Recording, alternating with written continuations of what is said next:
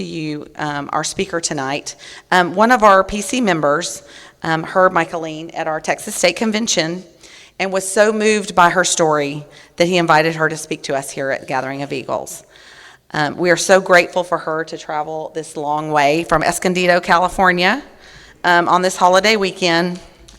Yay, Escondido! And I can't wait for you guys to hear her story. So come on up, Michealine.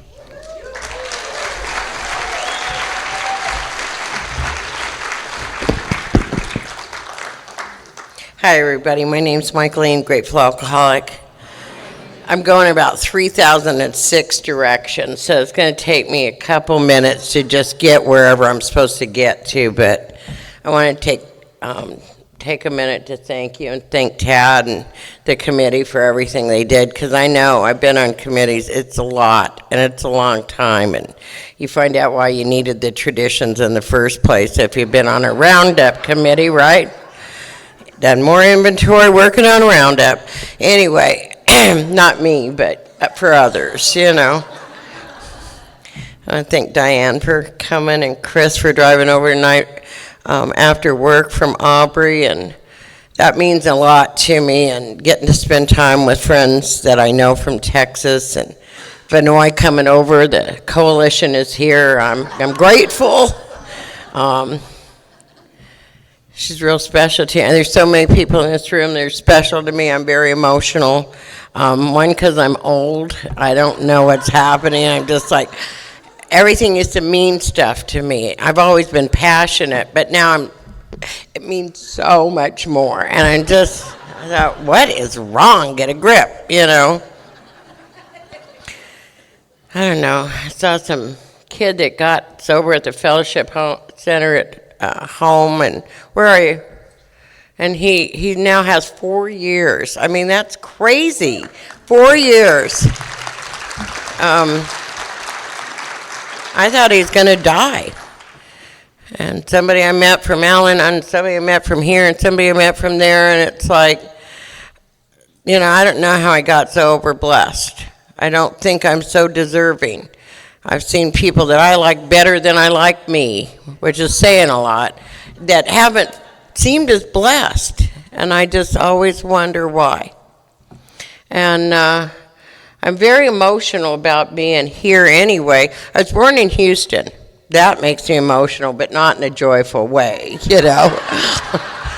Not to offend other people from Houston, God bless you, but I'm just saying. But I'm in Richardson, and I have 9 grandchildren that go from 2.5, oh my God, precious, to 33, not as precious. And there's 7 in between those two. And my 28-year-old grandson, Nathan, was found in a dumpster outside of Tommy Tucker, or whatever that grocery store is. And where's Tina, my hostess? That's awesome. What's the name of that grocery store? Tom Thumb, not Tommy Tucker. Kind of takes the power out of almost losing my grandson's life, but the grocery store, whatever it's called. They found him behind a dumpster about 9 years ago due to alcohol and drugs, with his arm split open. And he thought that there were bugs in there from some substance, and I didn't know about the substance. And they put him in the hospital here in Richardson, and between alcohol and drugs, he got out of prison last year after serving 6 years. And it wasn't until that last year where he found a power greater than himself and turned himself in. And his last year of prison was doing hard time with a power greater than himself. And he just celebrated 5 years. And I went to see him in jail and cried like a baby, and I came to see him when he got out of prison and cried like a baby. And we got a picture on my Facebook page of him making me breakfast the very first morning. He said, I've never been so grateful to do something for you, Grandma. And I know that's a direct result of being a sober member of Alcoholics Anonymous, and because of you guys. I've been sober by God's grace since June 30th, 1982, and God felt sorry for me that day. And my experience has been that He'll do for me what I cannot do for myself. He has never done for me what I could.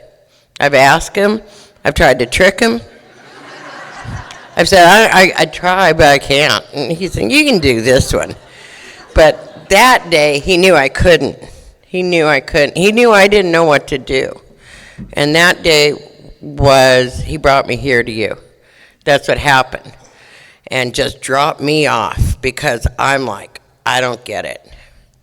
And Memorial Weekend, 15 years ago, I was lying in ICU, and I was going to have open heart surgery, a 4-way bypass after 2 heart attacks. And I was very young for that. I was the best looking one in the cardiac rehab unit. They look old. I look good. I was like, hair was done. I was dying, but my hair looked good, and it was all colored, so there was no gray, and I'm so deep, I was, wow. But they were going to do a 4-way bypass, and I was like, right now I'm a month away from 35 years, and then I was a month away from 20. And I had not asked God for anything since I was 7 months sober. I just don't. I didn't bother Him with trivia. He'll give me whatever I need on any given day. I never ask Him for a thing, just whatever. That's my prayer. But that day I said, I don't usually ask you for anything. I'm not even sure it's a real good idea right now. But I've waited 20 years to have 20 years. And they're planning a party. The invitations have gone out. If I'm dead, it'll suck. And so I'm just saying I'd like to go to the party. So then the day after the party, I'm waiting to be dead because I didn't ask for enough time or something. I didn't know I should have. I thought, I'm going to die today. He just let me live for the party. He let me live so I could get my cake for 20 years. Now He's going to let me die. Probably going to die today. Took the day off work in case I was going to die because I thought, I don't know what I'm supposed to do, but I'm waiting to die. And so this is how I am, and I'm serious. It's scary sometimes. I'm sorry, Diane, but this is your role model, It's like, Jesus. So at 6.5 years sober, I almost picked up a drink, and I came an inch away. And what that was about was I started struggling. I hit a low bottom. I would have hit a high one if I knew about bottoms, but I've only come to AA once, didn't know. Boom!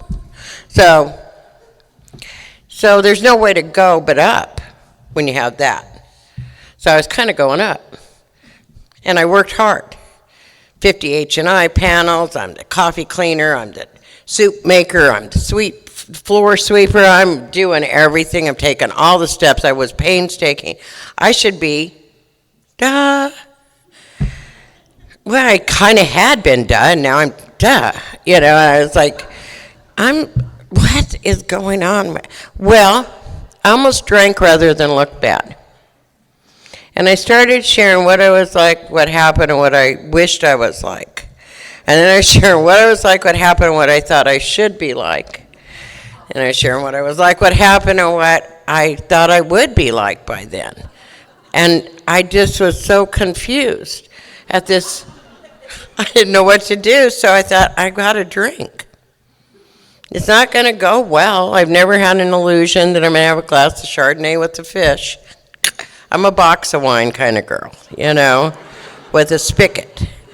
So it wasn't like I was entertaining or romancing a glass of wine. I was just like, I'm going to have to drink, which will probably mean to die, but I don't want to look bad. And I don't want anybody to think I haven't taken all the steps, because I have. And I don't want anybody to think I haven't been committed to service, because I have. And I've taken all these steps. I've taken extra steps some of you don't even know about, because I wanted extra credit here. And I'm struggling. I'm telling you, I was struggling. And I thought, I don't want to tell my sponsor, I'm going to make her feel like she sucks. You know, she's not obviously that great of a sponsor if her star sponsee is struggling. So, I know, I was so exhausted from myself, but I was going to have to drink. And what had happened on June 30th, 1982, is I got a fit spiritual condition. It doesn't take much. I want to welcome the new people. I don't care if you're 9 or 90. If you're new to this, it's easier to stay here. It is so much easier to stay here than it is to go and then try to get back here and then try. It's just exhausting. This is rough some days, but this is not that exhausting. Well, sometimes it is. Sometimes it's just hell here. It just goes on and on and on and just like never going to end. No, it's really pretty good. I have no idea where I was going with that, but it was going to be so good.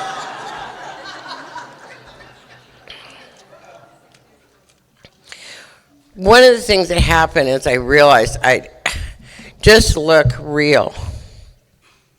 Look real. I'm not going to make the front cover or the centerfold of Grapevine, if you know what I mean. It's not going to happen. Nothing. I'm not going to make AA of the year. I mean, there's no big awards coming my way. Nothing. Just look legit. Don't hurt anybody. Stay in the middle. Leave town as soon as they ask you to. I mean, I don't know. It wasn't that hard. But I decided I'd look bad if I look sober. I thought sometimes I'm going to look good and I'm going to look sober. Sometimes I'm going to look perplexed, but I will look sober. And it's been more comfortable for me ever since. I was trying to pretend to be somebody else my whole life.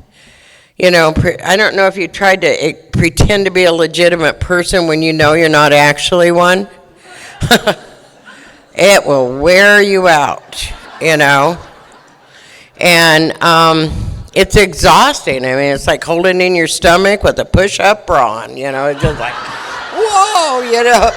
It's the only thing I'd ever think of that just looks stressful to me physically. And, you know, it's like, let your stomach out, you know. Who cares? I mean, it's just, sorry, George, but you get my drift. You see where I'm kind of trying to go with this? Just like, I know. It's like,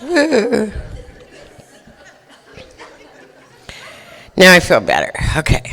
Now I'm relaxed. Once upon. I know. Being part of this is kind of a very cool thing. I was talking to Diane and Chris. I don't really get too nervous if I go share my story because I know my story. I know I pray. I know this is it. I know stuff. So I'm usually kind of relaxed. And I get a little nervous right before, but then whatever. You're leaving town most of the time anyway, whatever. Who cares? You know? So something about coming to Texas, there's a reverence I have here that I don't always feel everywhere else. I'm not saying it isn't everywhere else. I'm saying I don't feel it everywhere else. It's kind of like going to Big Kids AA. There's something that happens here. And it means a lot to me. It means I'm humbled by it. And I want to say it takes a lot to humble me, but it really doesn't. It just sounds kind of chic to say that, you know. It takes a lot to humble. No, you know, damn. My son in Boise, Cersei spoke at a Boise State Conference for Idaho, and my son called me, and he says, "You'll never believe who I'm the host." He says, "He's really old." They said he's really old. And he says, "I don't know what to expect." And I said, "Well, just pray and bring him coffee or Pepto, whatever he wants. Just come through, you know. It doesn't take much." So he called me, he says, "I can't even keep up with this guy." You know, so he was pretty excited that I was coming here to be part of this. And I'm pretty excited to be included in anything. And I know I would have never wanted to grow up and be with you. I wanted to grow up and be incredible. I just wanted to be like a nun. I grew up in Phoenix. I like nuns. I like them. I always have. If there's any here today, I pay homage to you. I love nuns. I love Catholic. I like beads. I like statues. I like candles. I like ambiance. I like Latin. I like it. And I was a good little Catholic school kid. Every Halloween, guess what my costume was? St. Bernadette? Our Lady of Guatemala? I mean, who knows? A saint, a virgin, a whatever. I'm pretty much, they all looked alike even. I think I lucked out with the Bernadette year. She was like, got to wear blue or something, but most of the time, I was a saint. But if you don't fit in your skin and you know that from an early age, you're not going to look around at your peers and think, I'm going to be like her and them, because I'm not. I'm not like them. I know I'm not like them. I'm not sure why. I look similar. I'm doing similar things, but I'm not like anybody. And I knew it. I couldn't articulate that. But I realized at an early age I couldn't let anybody know that. And so it's just going to be a nun. It just seems safer there and easier. And I know how to do all the nun stuff. Got it down. So at, I don't know, 8th grade graduation or something, I'm going to the mother house. The mother house is where you go to nun school. And you prepare to become a nun. And they ensure you stay a virgin, basically, is what they do. And shave your head in those days. I don't care. Shave it. I'm ready. I'm going to the mother house.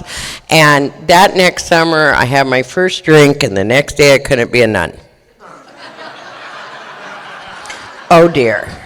And I wasn't cut out for nun stuff.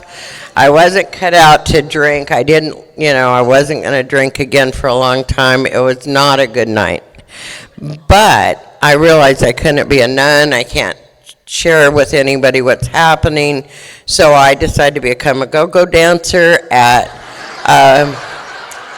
a nice little bar in Phoenix called the Pirate's Den. I was 14, said I was 18, whatever.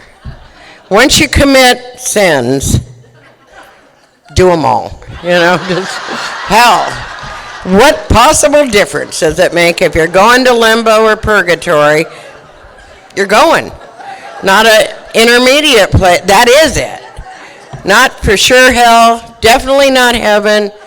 Just sin away. It just doesn't matter. I wasn't consciously trying to sin away. I was just sinning. And I thought, I'm not really cut out for sinning. I'm not. I'm just not a good sinner. I'm not a good liar. I'm just not good at anything I can do it, but I'm not good at it. And so at 15, I left home and went to California, and I had go-go money stashed. I had go-go. Minimum wage, that's how old I am, 65 cents an hour then. And that's a very long time ago. But you get tips. I like tips. I always have. I've never pursued a tip career because I would not be able to be comfortably telling the truth to the IRS on all my tips. But then, so I don't do it. I don't lie on my taxes, but I don't get tips.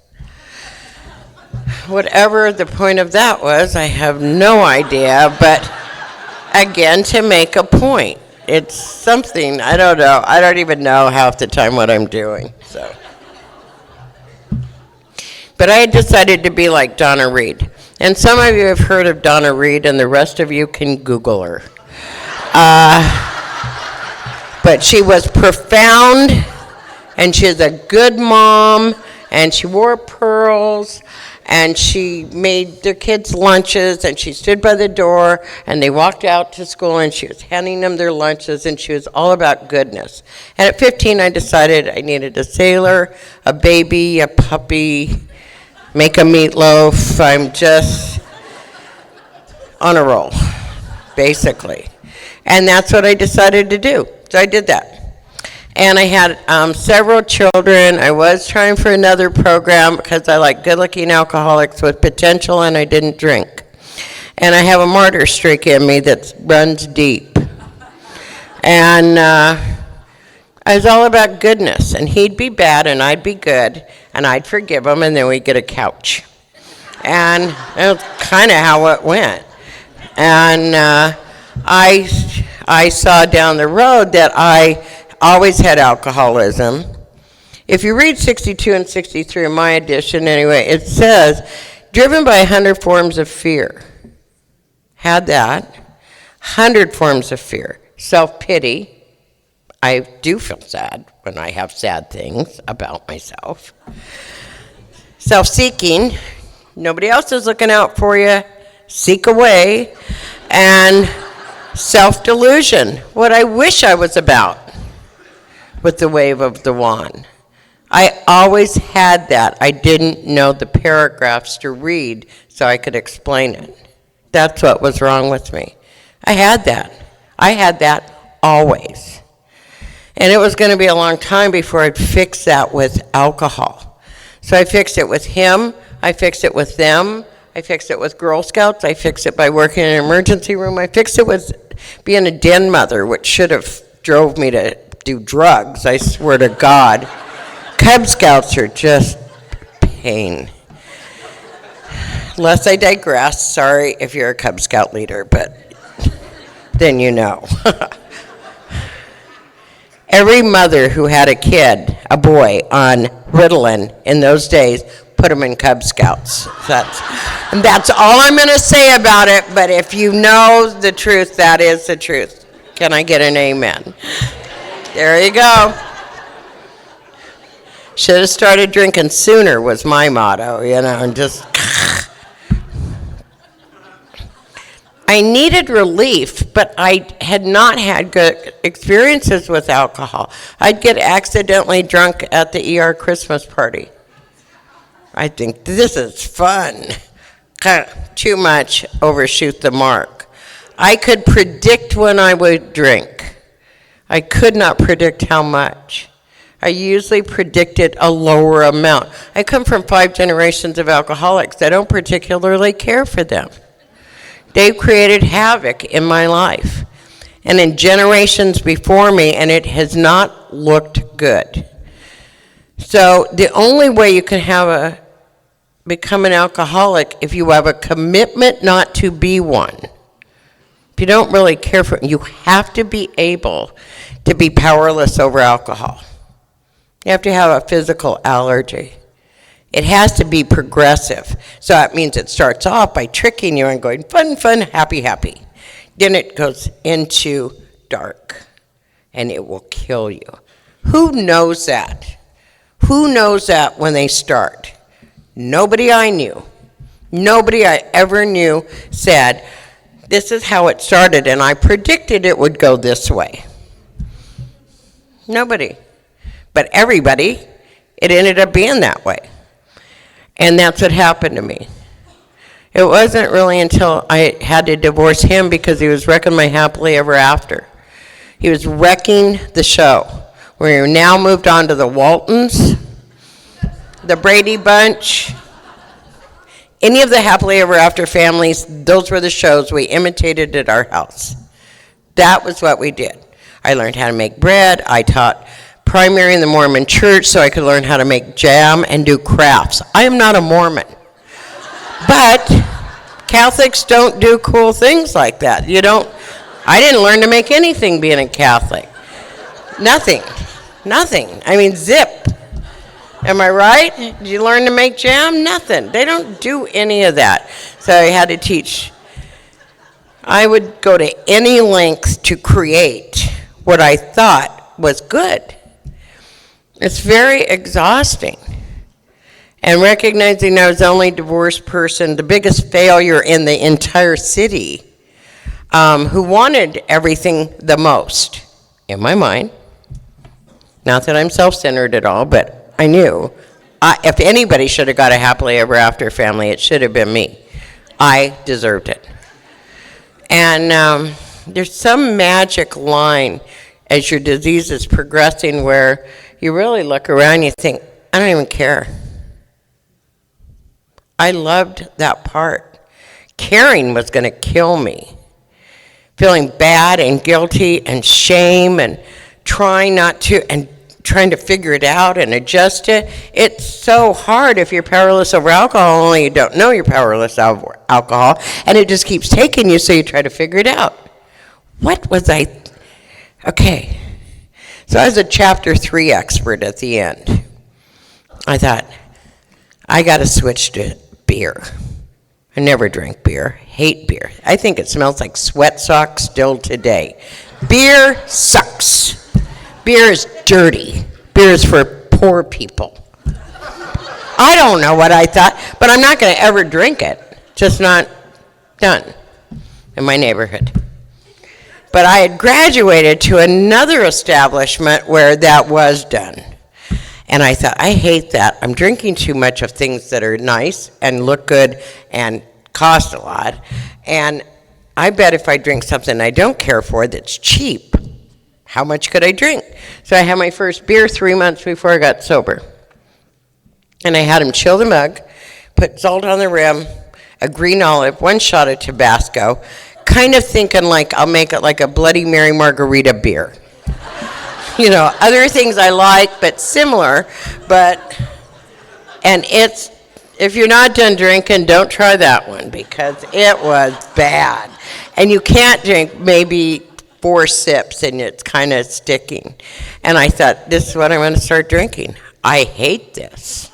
Now, if you ever have drank something you hated, that's a sign.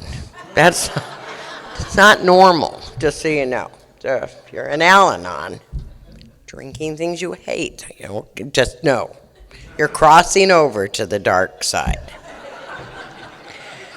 And that's what happened to me. Pretty soon I can drink hot Budweiser in a can. I know, don't act like you've never done it. Oh. Or maybe you haven't, now that I think about it. She probably hasn't done it. You haven't then. So there definitely wasn't a cigarette butt in the either. Oh, okay. All right. So we're good. We're on it. Thank you. I thought, oh my God, am I in Beverly Hills or what? Kidding. I know. It's just, now it's funny. At the time, it's pathetic. It's sad. It's destroying everything. And the kids would say, what happened? I said, I don't know.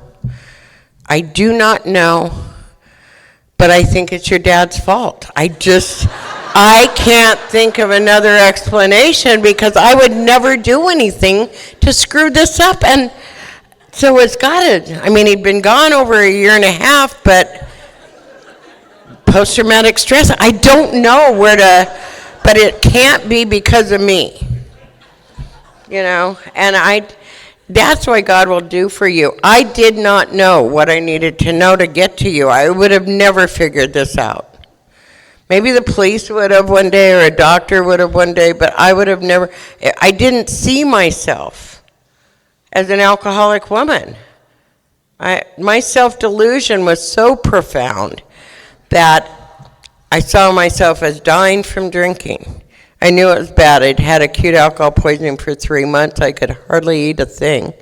And June 29th is my regular birthday, and I promised the kids that day I wouldn't drink because they made me birthday breakfast, and I couldn't eat it because food makes me sick, and I didn't know. I had too much weight on my stomach. I couldn't eat, and I had to go to work. It was just exhausting. I had to go to work. I'm the only one that works. I have to go to work. I had been planning my death, but I couldn't even figure out how to die. I couldn't get the time off work now they asked me if I could wait till September, and I thought, okay. I'm going to kill myself, but I don't want to look that bad, and I thought, oh my God, it was exhausting, and then I want to pay the bills, so I don't want to look like an irresponsible person when I'm dead. And then I got to write the letters to kids so they don't feel bad, because it really I'm trying to blame somebody and them, and it's not them. And it was so exhausting trying to figure out how to be dead, I just had another drink. Drink and think. Drink and think. I didn't know what to do. And so that day I thought I could never drink again. I mean, I don't know why I thought that, but I meant it. I meant it. And I could not drink. I made it 2 whole hours.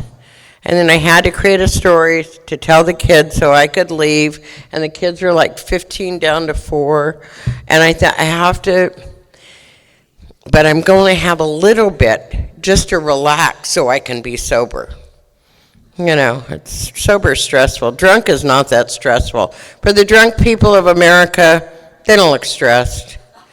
Sober people. I've done H&I for over 30 years, and go into the prisons or go in there. Those people are not looking stressed. The people that detox on the mat, useless.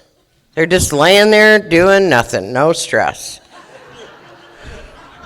Don't care what they look like. They got no mailbox. They're relaxed people. And the H&I panel, we're all stressed because we're living life to the fullest, you know, and we're trying to get them to come join us, you know. Get off the mat. Come be a stress case and be an AA and take steps and come here. And it's just like, Jesus, you know, go.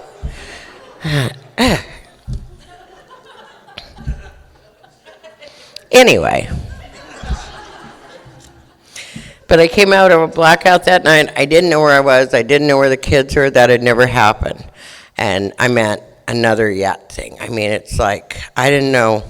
I did not get it. Not this time. I don't know what to do. And that's when I did the prayer. And the prayer went something like, if you're there, and I'm not positive, you better do something because this is so bad and I don't know what happened. I don't know. I didn't know. Not like I knew. I didn't know. So there's no way to figure it out if you don't know. And God just said, Clay. Really? Never would have occurred to me. Call him. Since flowed the 12-step lady to 12-step me. Have no idea what a 12-step is, but it sounds intense. And it's free. So I'm like, okay, you know.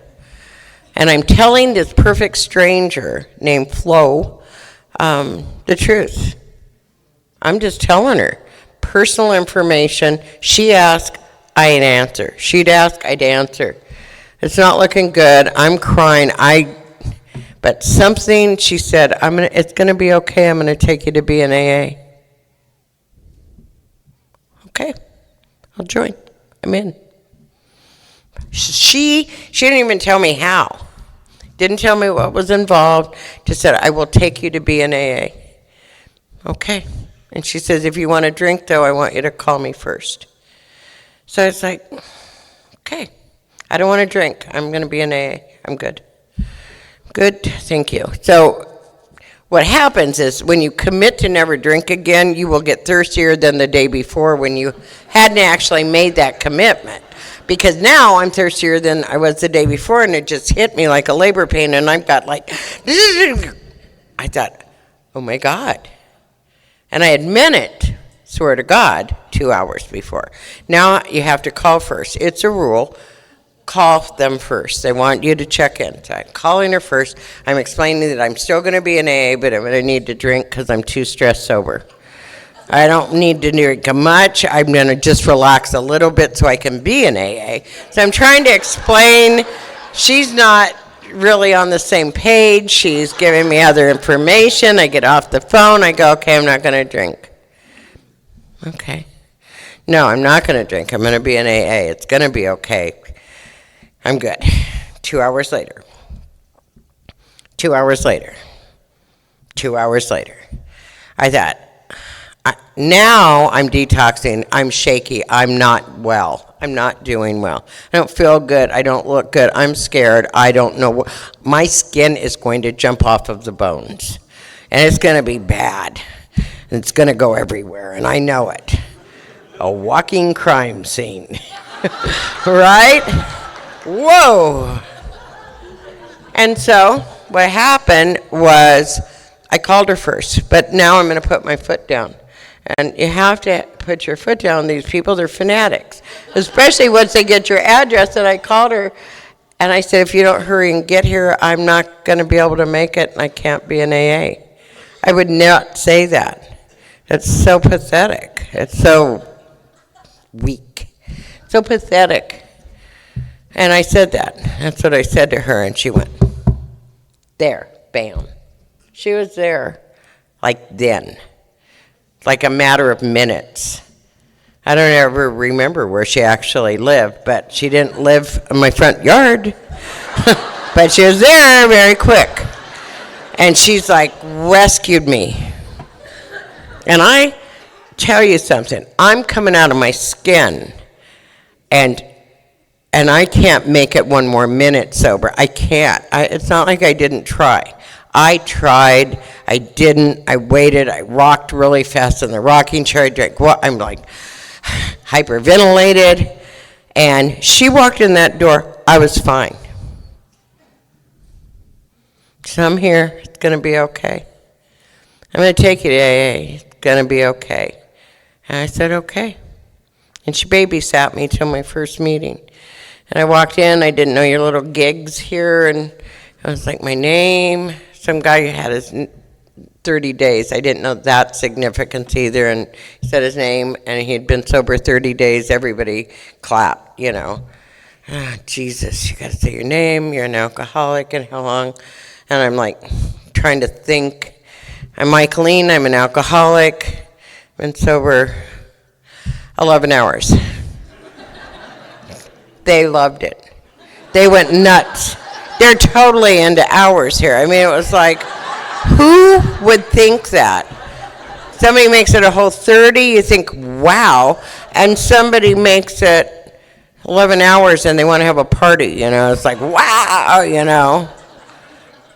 11 hours. I said, I'm awake, you know. I've been awake and sober 11. I'm like, God, if you're like me, join this, because they're proud of us. They clap really loud over stupid stuff that normal people just do. I didn't drink all day. All right, party, you know. I got my first driver's license. James, my homeboy at home, he got his first driver's license at 54 years old. Party, you know. It's like, I mean, God, it's like, this is how we are. If you're off, join this. We clap for everything. We're so proud of each other. They're not that excited out there, you know. They want to know I have 53 citations for driving without a license, saying I've never had one. I mean, it's not like I lost it or anything, you know. It's just...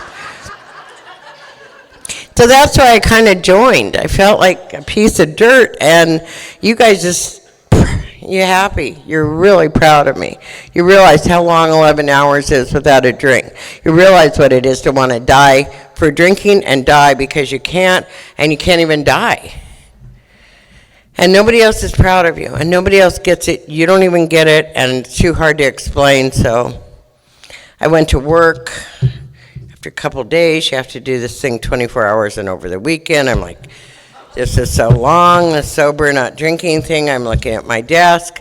I've been promoted 3 months earlier. I'm not actually qualified for what I'm doing. I realize that.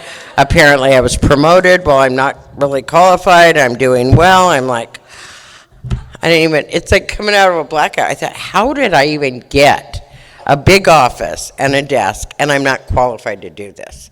And apparently I'm doing well. And I'm in a blackout, landing contract. I don't know what I'm doing. And so I realized I'm a fraud. My resume is fake. I'm fake. I'm a fake person. And they don't know it, but I have to explain it. So I go in, I say I have to leave. I'm in AA. I'm an alcoholic. I have 2 weeks sober, you know. She goes, really? I said, oh yeah, I'm bad. I was drinking here. I can't even, I'm bad. I'm now in AA. She goes, okay. So I'm not actually qualified for this job, and I have to go. And she says, go ahead and go. And I said, you know, go for the take off today, you know, just do it. And I said, no, I can't come back. I cannot work and be in AA. I'm not going. It's too hard. It's just too much. And I'm going to be the coffee maker in 2 more weeks. And in 60 days, I will be in charge of the trash. And if you get 90 days, you can be the ticket girl at Saturday Night Speakers. So, I mean, pretty much I'm going to be tied up. Plus, I'm not going to be drinking. So I feel like, geez, I can't work.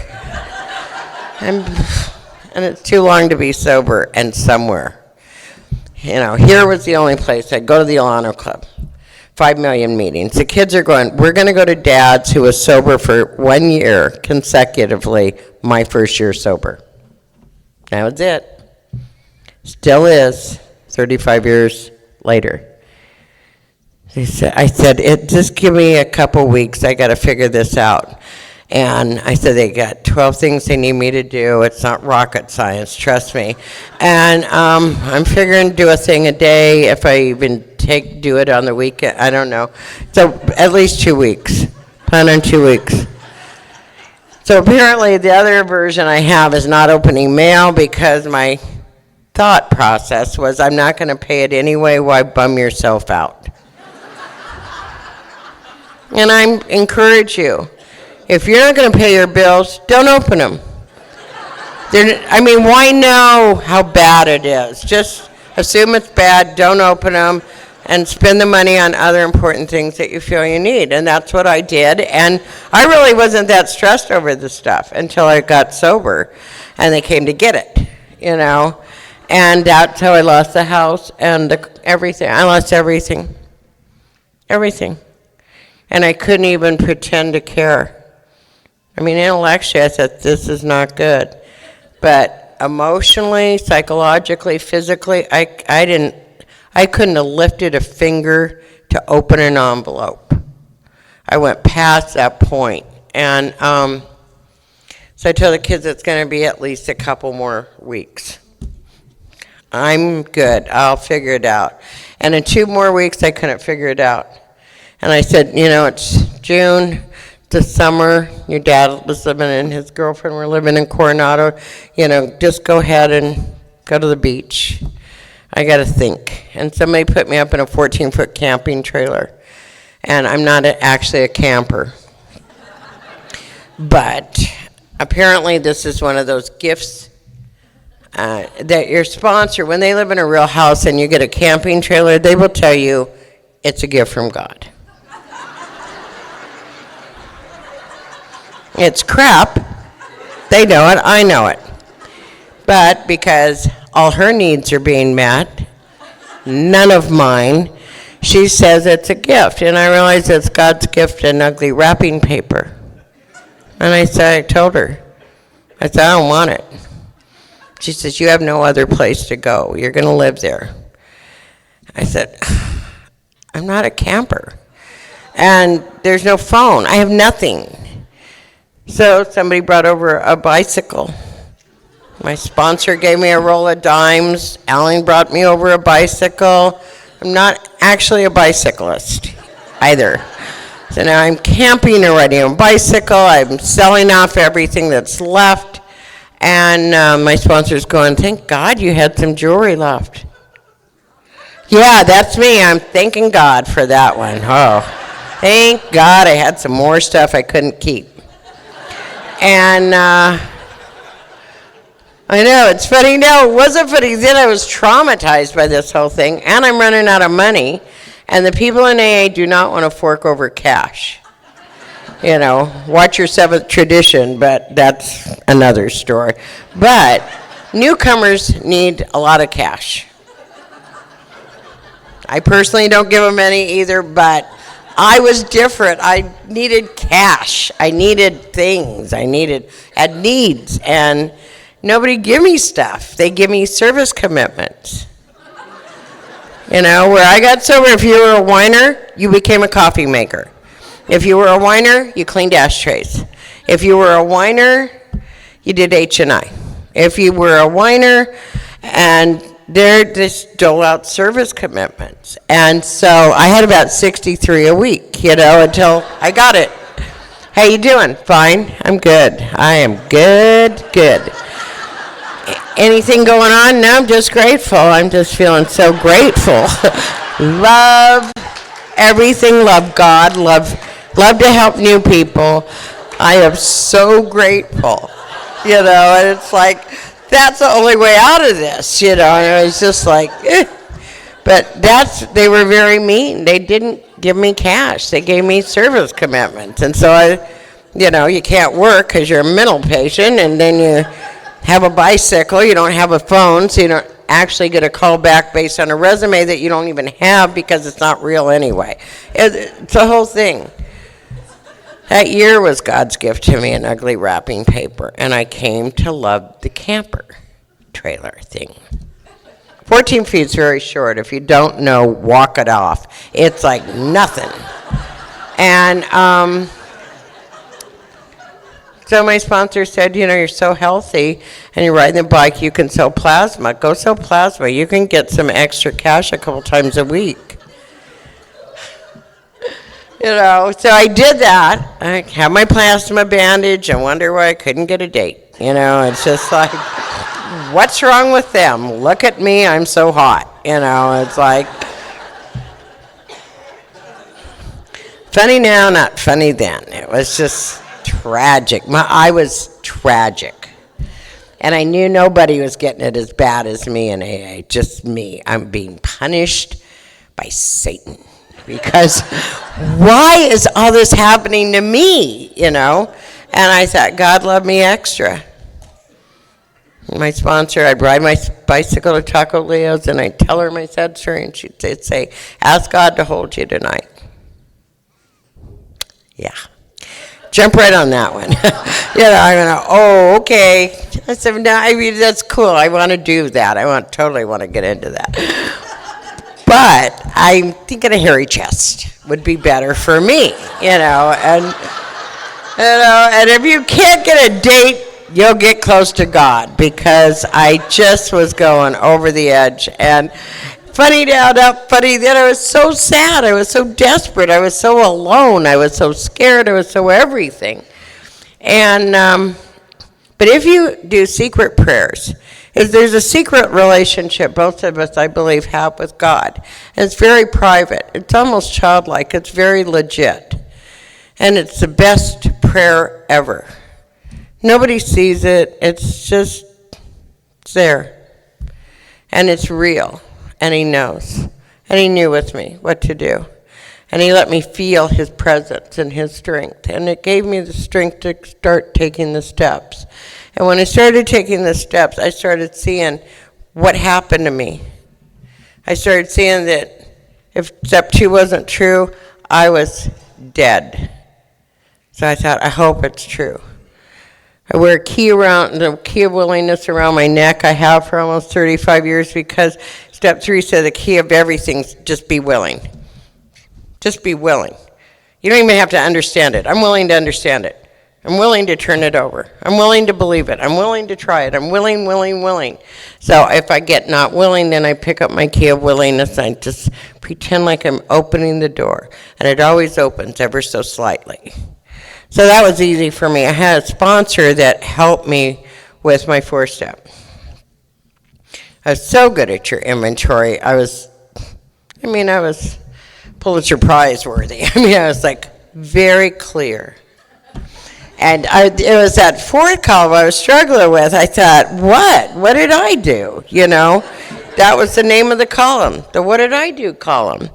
And my sponsor, thank God for her, did not help me out by letting this unfold in God's time. She says, you're going to die, and I'm going to help you. And she helped me see why me. She helped me see why me. She helped me see why with 6 and 7 I couldn't just shape up. I don't know if you've ever tried to behave yourself, but it has not gone real well for me. I try to behave myself, I usually end up acting worse, I try to keep my mouth shut, but it falls out, it's just, I try to be nice sometimes, but I'm just mean streak sometimes. But 6 and 7 are like magic. There's something about that key of willingness that goes into 6 and 7 where I'm willing not to hurt anybody anymore. And as soon as I became willing not to hurt anybody anymore, a bunch of stuff stopped. I'd been willing to make people pay. It didn't even have to be the right person. You're going to have to pay for her. You're going to have to pay for him. You're going to pay for all of them. You're going to pay my alleged injustices.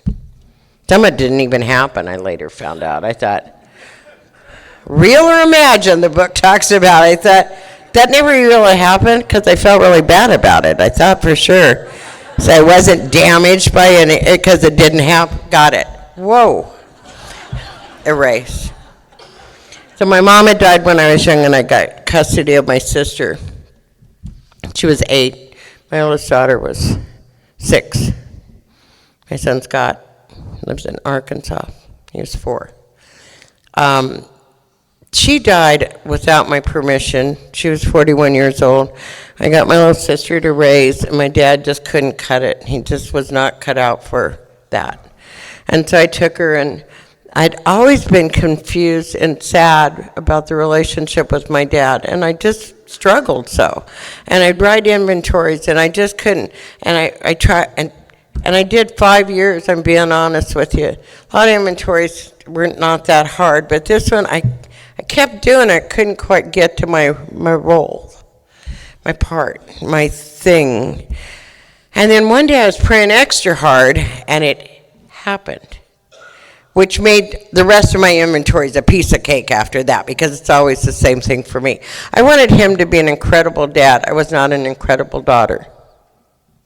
I wanted him to get to know me and care about that. I didn't really know him, and I didn't actually care about him except in relationship to me, caring about me. I wanted him to remember my birthday. I knew his was sometime in October. I wanted this thing on TV, and come to find out he was actually better than the guys on TV. I mean, it's crazy. But the point being, it was always that. I had to start seeing that everything I'd always wanted, I had to be that.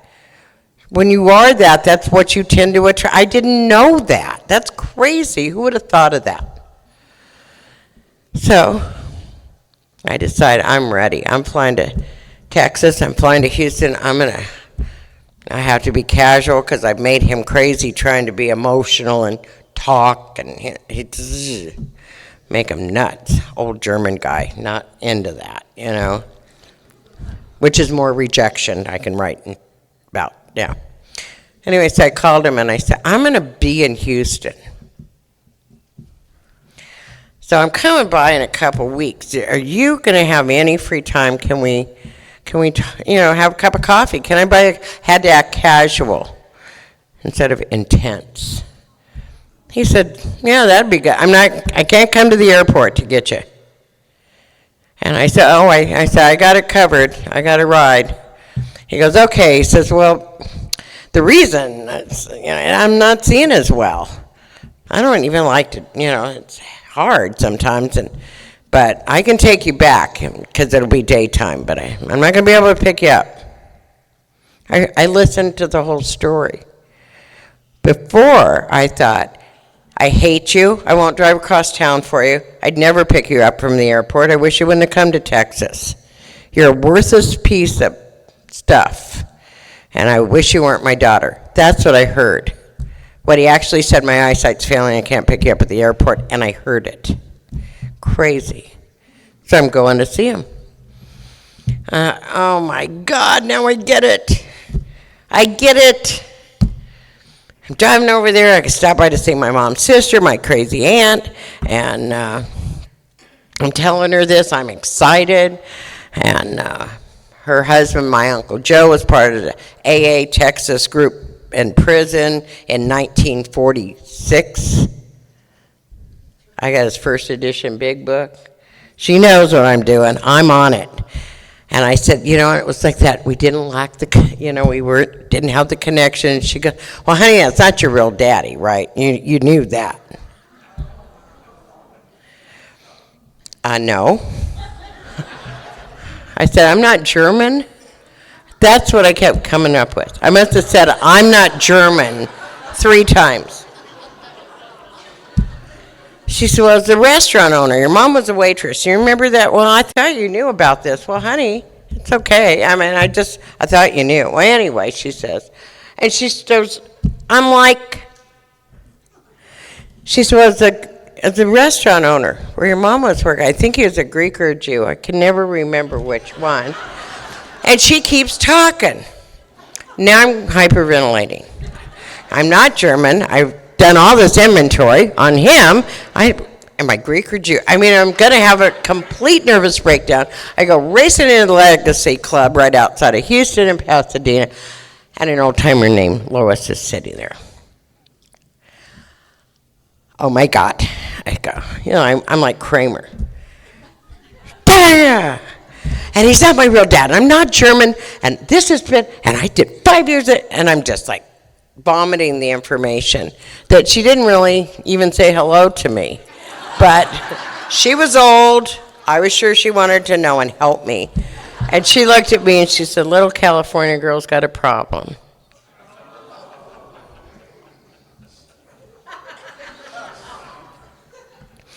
Let's just have a meeting on acceptance today. Yeah. And in California, this is Oprah show stuff. And in Texas, it's like, according to her, a daddy's a daddy. She said, daddy's a daddy, honey. You came here to clean this up. Go clean it up. And just acted like I was being ridiculous. And after an hour meeting on acceptance, I thought, do I only apply that, which I believed in, to stuff I don't care about, or do I pray to apply it here? And I prayed to apply it here, and it worked. I go see my dad. My dad's my dad. I don't care if I'm Greek, Jewish, German. It's not looking good for the German thing. But I'm telling you, it was magic. I never told him I found out. I just thought, why would I? And I got to become the kind of daughter that I should have been. He missed out on some cool stuff, and I missed out on more. And I got to know this man, my father. I got to know him and honor him for the next 3 years. It was very cool. I got to apply the same principles to all this stuff.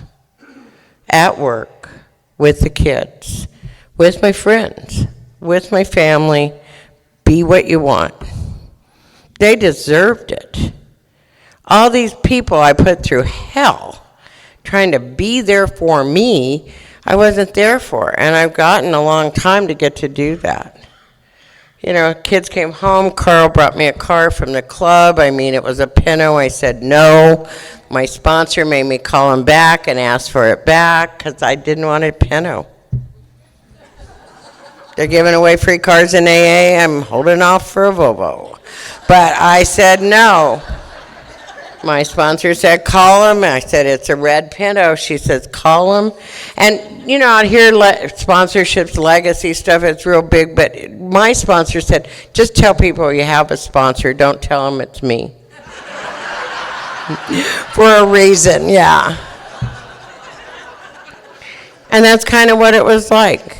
I mean, that's really what happened in my sobriety. I mean, every step I took, I was painstaking. I didn't fool around with it. I traveled where I needed to travel and saved what I needed to save and paid what I needed to pay and took these steps with commitment. I remember Gordon's here. Gordon and I were doing a workshop on steps over in San Diego. I love doing that. Not because I think I'm an expert on the 12 steps of Alcoholics Anonymous. I'm an expert on the ones I took. I know what happened. I can tell you all about it. I love that. I can tell you with commitment how they work. I can tell you the miracles that came out of it. I can tell you the kids I got to raise. I can tell you about the job I got to keep. I can tell you about the living room women's meeting in my house on Thursday nights. If you're ever in California, come see me. We've been there 22 years in that living room We do 12 steps and 12 steps, and then we do 12 traditions. Bill Wilson just led our 12 tradition, 12 weeks of Bill Wilson leading our meeting. And we turn him on YouTube. Bill, hi, my name's Bill. I'm an alcoholic. This tradition 1. And you can pull him up on YouTube, and we had him lead the meeting for 12 weeks. And the newer girls got to see who he was and what he looked like. They're learning. We are learning the traditions. I'm telling you that 12 steps will heal your inner child. The 12 traditions will turn you into an adult with dignity and grace. And I got it once in a while. Thanks.